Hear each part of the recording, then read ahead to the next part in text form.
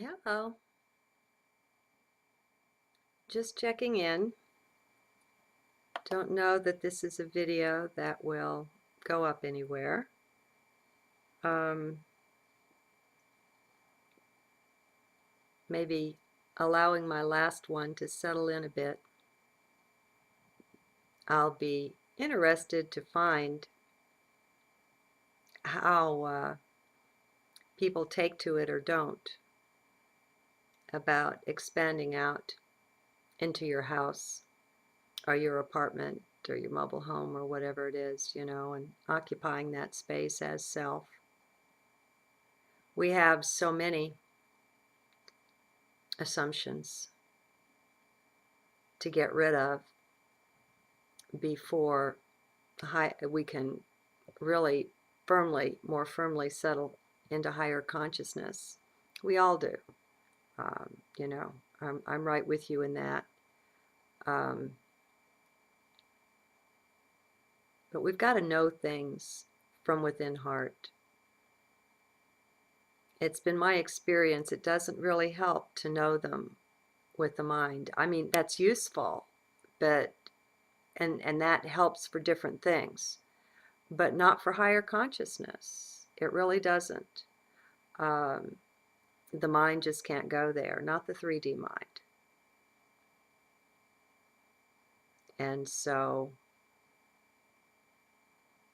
in this, in a way, people with sharper minds, the higher IQs, may find themselves somewhat disadvantaged because you really get used to relying on that.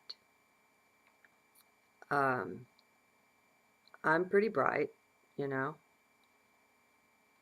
and that's how it was for me. Um, it was a defense mechanism.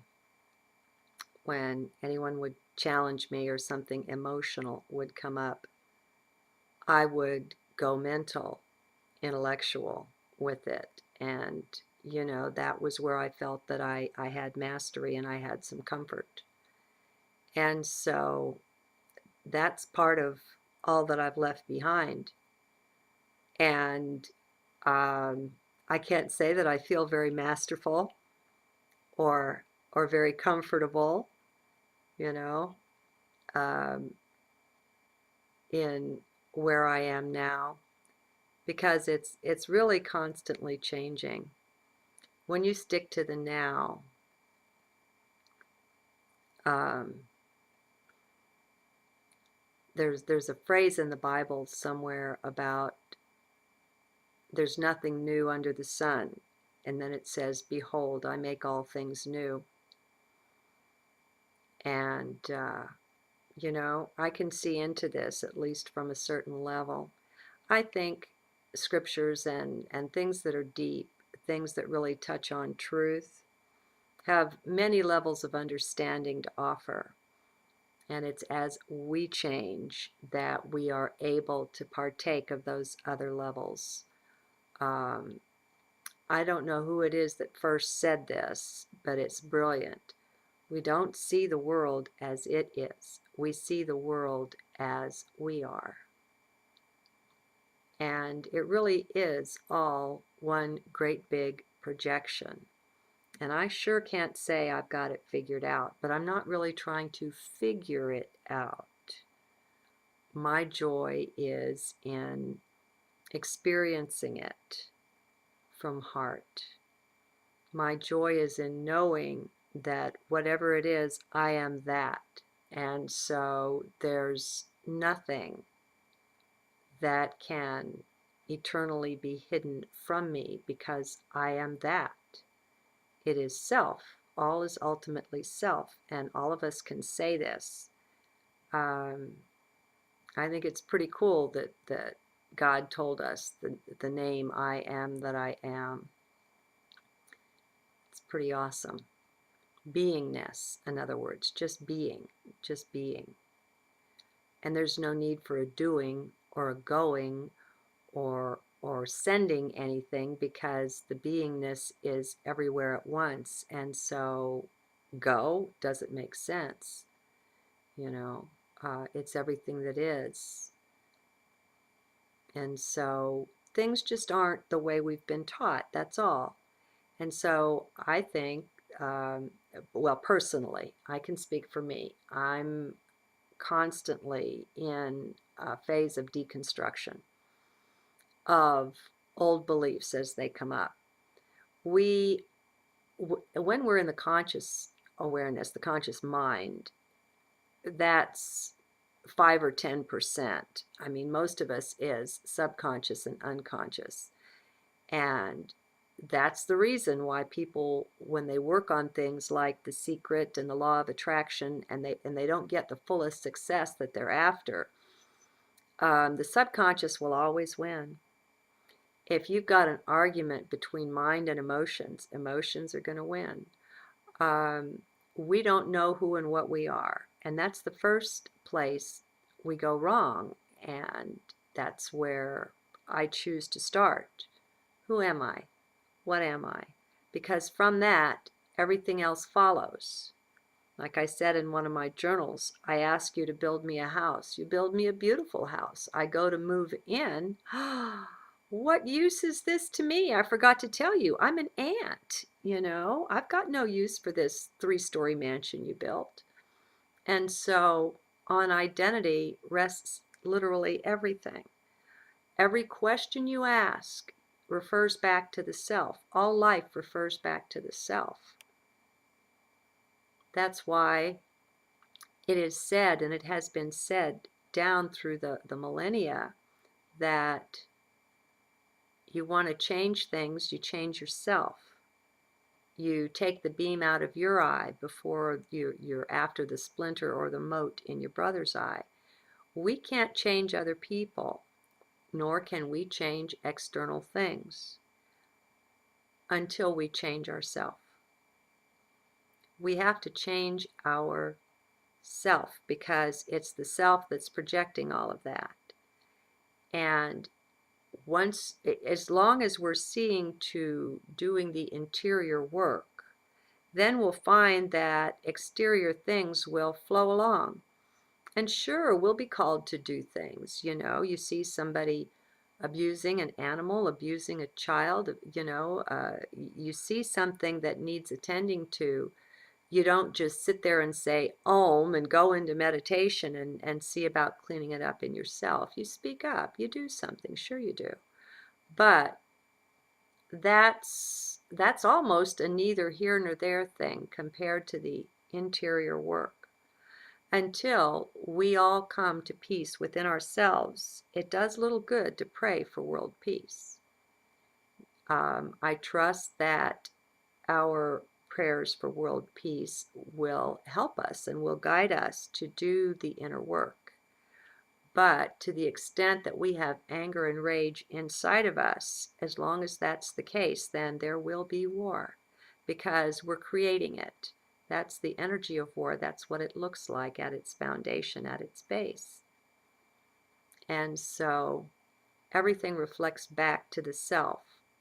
And it would do us good to discover and to do some inquiry on just who is this self. And right now I'm enjoying Muji quite a lot. He's a real expert on diving into this question. Questions are more important than answers. Answers are a dime a dozen, but truth has a power all its own. And when we take in something that is true or that resonates with truth, that goes to work, and it has its own internal power. And it brings things up. It begins shuffling things around on the inside. And it'll flush stuff up that doesn't agree with it. We have all kinds of internal inconsistencies, and mostly we just go on. That's a part of the rat race deal, to keep us busy, keep us distracted, keep us in fear, and all the rest of it, so that we won't sort things out. Given any level of peace at all, we would be more responsive, receptive to the heart's inner promptings. as it is when we're in the chaos of stuff going on around us, and the mind, certainly, you know, the mind rattling on, it never shuts up. That makes it challenging, very challenging to hear the inner voice. Well, when you spend some time with someone like a Muji, someone who can help you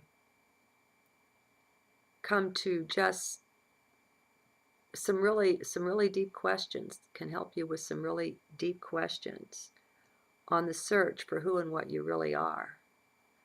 Um, there's a magnificent power in the questions that he asks, and you can watch that take effect. You can read his words, you know, and you can hear about it, but when you're on the hot seat, when you're right there in front of him, you can see how disconcerting it is to people, and how, sure, they heard a lot of stuff. They've been watching his satsangs on video for a long time. They go to a conference or whatever that he's holding, and they get right in front of him there, and all of a sudden they're all discombobulated. Okay, so when you're in the energy, when you're in the force field of a master or a presence of light, I would say someone in heart, I don't know, you know, those are just words. That has an effect, and it supports you in your inquiry. And that's the feeling we get when we listen to someone, and we get a charge, we get an energy. That's a heart-to-heart support that helps us go where they are. Everybody and everything has an effect on us because it is us. It has an effect on our physicality. And so this is why it pays to be in the kind of company that you want to turn out to be. Water seeks its own level, and if you're on a spiritual path, but you're not associating with others who are on that path, you'll not only be very lonely or feel that way at times, but their energies interact with yours. It's electromagnetic, it's physics, and it pulls you down, is the bottom line. Now, there's nothing wrong with not being on the spiritual path. It's just that on the higher levels, like attracts like. And so if you want that kind of support, if you want support for who and what you are, what you're trying to accomplish, where you're trying to go, these are just words, you know, they're lousy, but hopefully you're reading the vibe, then you want to associate with people of like, I don't want to say like mind, but you know what I mean. And or you want to read books and watch videos and so on from those who support you at the most basic level, and that's with their energy force field.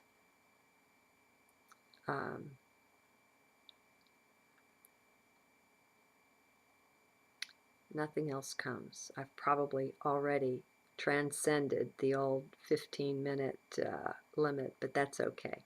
I'll see you soon.